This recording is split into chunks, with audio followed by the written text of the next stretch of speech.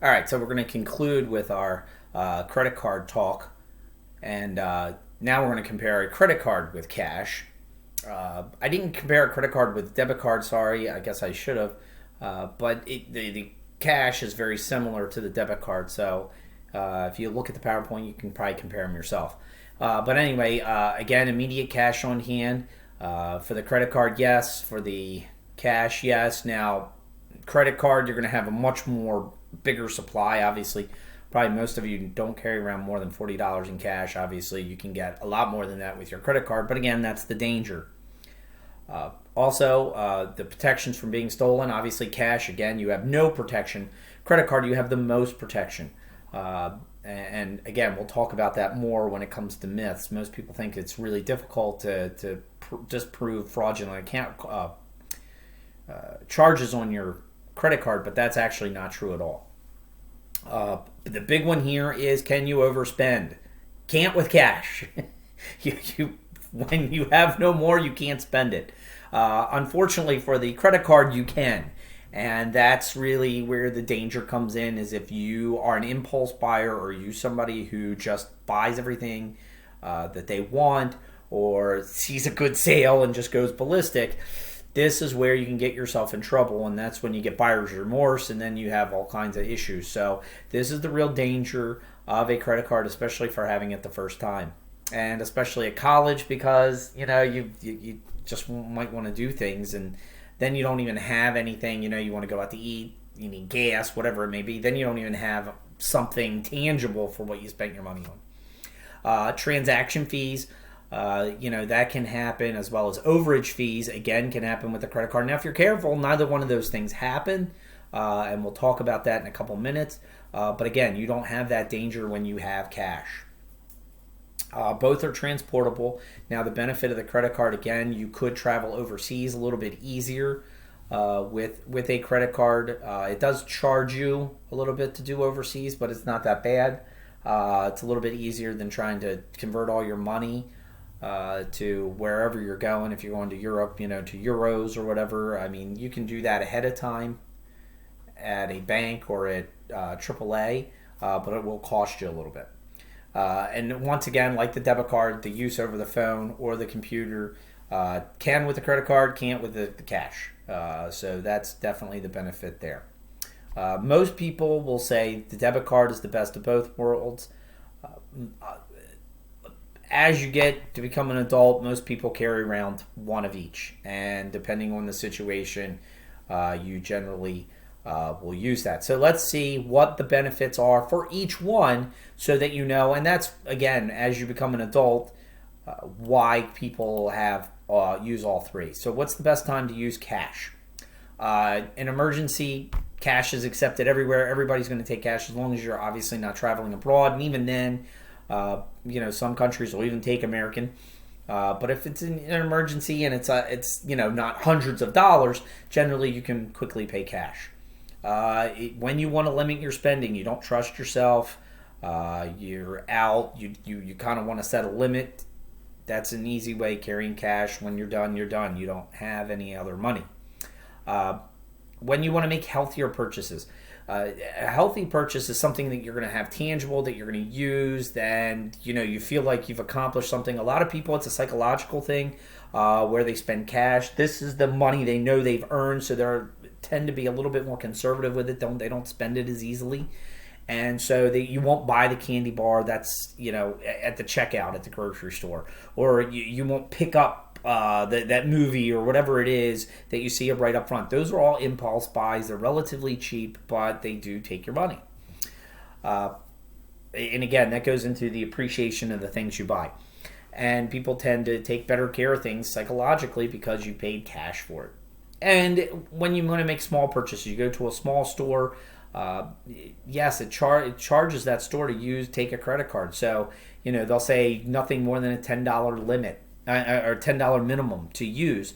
I only have my card, and I'm only spending $8.50. Now I'm rummaging around through their impulse buying things to pay that little bit more. So sometimes it is good to carry cash, at least a few dollars with you. For any of you going to temple, there's always you get mugged. They don't want your credit card and they don't want your debit card. They want cash, and if not, they're going to beat you up. So it was always the rule of 60 when I went. Probably the rule of 80 now. They want you to have $80 on you so you don't get beat up when you get mugged. Just a side note for you Temple people. Best time to use debit is when you want to keep your budget. Again, you know how much you have. You know how much is in the bank account, so it's forcing you. It's not as good as cash because I can't spend any more than I have, but it's still kind of limiting you. It is very convenient. You just have your card with you. It's come right out of your bank account. Make sure you're keeping up with that, though, on your budget. And again, it happens to everybody. You go over every once in a while, but you really can be much more scrutinous when you have your debit card. Again, limits your spending, but when you don't want to carry cash. And like I said, best of both worlds. You have spending limits, but it also has the conveniences, buying things over the phone, buying things over the internet, the protection for your money that the credit card has. But of course, the best time to use your credit card is when you're traveling. Especially if you have MasterCard, Visa, it's accepted everywhere. American Express is accepted in most places. Discover is getting to that point, but it's convenient. And obviously, if you're traveling, you're buying souvenirs, it's probably more than you're used to spending. So you're probably have budgeted a little bit of that money already. So it helps you to get over that hump. Again, when you need security, you're not responsible for fraudulent charges. And again, I'll talk more about that in a minute. When you want rewards, again, as you build your credit up, you get better credit scores. Then they start giving you rewards, cash back, frequent flyer miles, different gifts and such. Gift cards that you can use when you use the credit card so many times. So you do get rewarded. But again, that's usually when your credit score is a little bit higher. When you're making charges for work, it's an easy thing to track. So if the boss tells you to go out do something, you put it on your credit card, they can put it right there. And you can then give the credit card bill, and that's easy to follow. And then, of course, again, best time, like debit, buying online, which you can't do with cash. So let's talk about the myths. And there's a lot of myths out there, knowing what to get before you get your first credit card. Some of the myths, some of the things that people talk about. Number one, don't expect to go out there and your first credit card, you're going to get all these cash back reward bonuses and frequent flyer miles, etc. You're not. You're going to get the starter card, which is basically we're going to charge you a lot of interest if you're late. Why? Because you're a gamble, you have no credit, and they're not going to reward you for that. So with that said, don't expect to go out there and get all the best perks with your first credit card. Your first credit card, you might even get rejected. Now, you will see that they will tell you why they reject you, but for the most part, most places are willing to take the chance. Again, the more you work at it, the more you pay it off, the better off you are. Number two, your first credit card can be a good credit builder. I keep telling you that. Build up your credit score. You get the rewards. You get the perks. You get a higher ceiling for how much you can spend. You get the lower interest rate. You get the lower APR. You get all kinds of perks as you build up that credit score. Unfortunately, you mess it up and you're going to screw it up for a long time. Please don't fall into that trap of not paying your bill or paying it late or paying the minimum. Those are all things that can hurt you. Or maxing out your credit card. That's no good either. Number three, make sure you look at the rates and fees before applying. Every credit card, they have to tell you all this information. So if they're not, or it sounds shaky that may be a predatory lender, that's one you want to avoid. Most of your major ones, they're going to give you all of that. I would stick to the MasterCard, Visa, probably not ready for American Express, maybe even Discover. I would stick to the known ones, and you can. They will give you all the rates, the APR, all the transaction fees, stuff like that. Everything that you want to know that they'll give you, that will be available for you. They have to by law. Credit card fees. I've talked about this already. They're avoidable. You have to do some research, and you have to make sure you're paying your stuff on time. All those fees start kicking in when you start doing awkward things. If you just go out, make a purchase, pay it off at the end of the month when your bill's due, you don't have any fees. You don't have to worry about interest rates, all of those things. You're just paying to borrow that money for 30 days. Ta-da! It's easy. You're paying exactly how much you plan to pay for it. So if it was when you bought it, it was $25. The credit card company is going to send it to you. It's $25.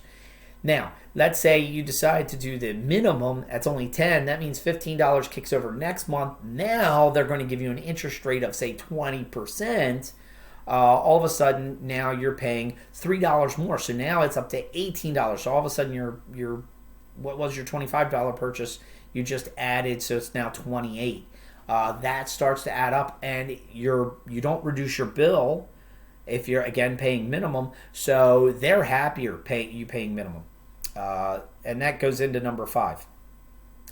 When you do that, you get yourself into a real trap. Again, try not to spend it unless you've budgeted for it and you can pay it off each month. Because once you start to pay the minimum, even if you're paying $10, $15 more, because if you're only paying the minimum, you're really only paying a small amount of the principal, and mostly what you're paying is just interest. So it really does get you into a bad trap. Please avoid that. And then finally, there you go. Number 6, avoid paying a minimum each month. That's when that interest really moves on you. Number 7, making late payments can really penalize you, really hurt your credit score.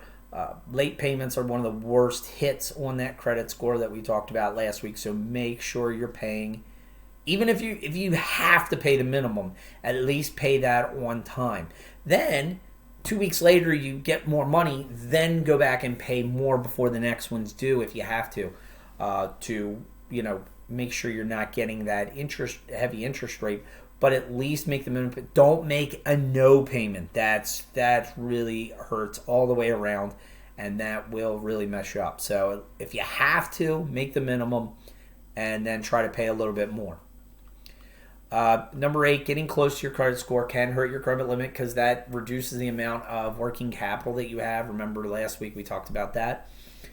So don't maximize. Don't take one credit card thinking, I can pay off another credit card and that'll make my credit score better. It's not. Whatever you have, that's potential money you could spend.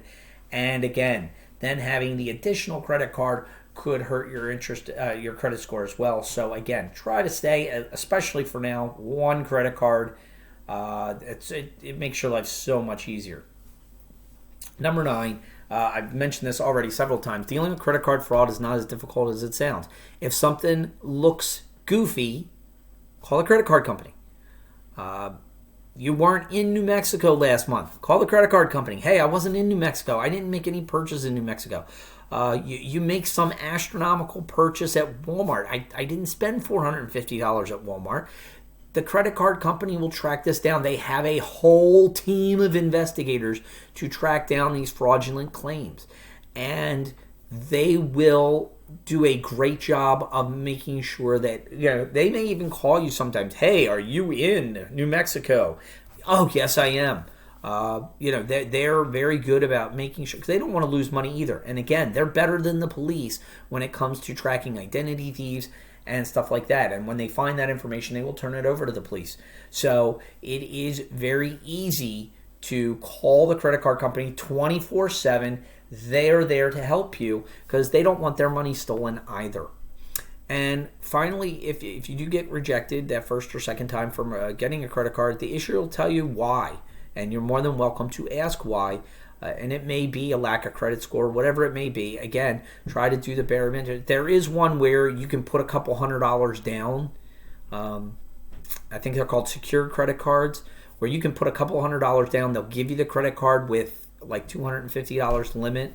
And that way they're kind of securing themselves. So if worse comes to worse, you can always try to go down that route. But good luck. Please make good decisions when it comes to credit cards. Like I said, it'll be a lot of use for you at college as long as you spend responsibly and do a great job. All right, this is it. 1 week to go. Next week, it will be the last week. I think we're going to talk about student loans. And good luck to you guys again. If you have any questions, please feel free to email me. And I will see you then.